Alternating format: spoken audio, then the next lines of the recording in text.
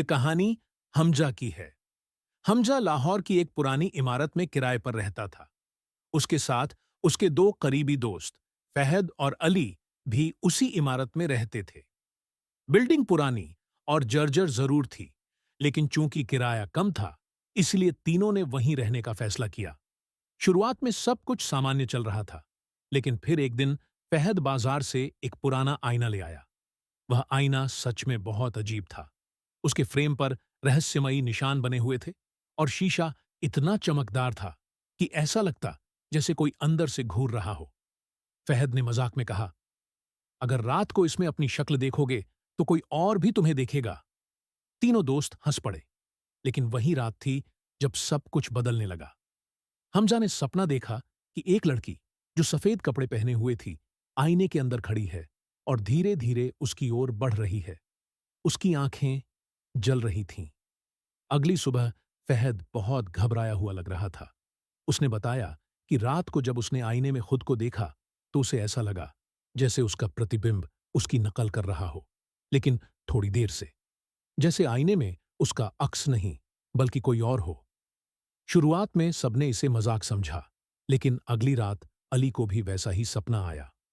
अब उन्हें लगने लगा कि यह आईना कुछ छुपा रहा है। चौथी रात हमजा को फिर वही सपना आया, लेकिन इस बार वह लड़की बोली, तुम मेरी तरफ देख रहे हो, अब तुम नहीं बचोगे। हमजा पसीने से तरबतर उठ बैठा। कमरे में अंधेरा था, लेकिन आईने से हल्की सी रोशनी निकल रही थी।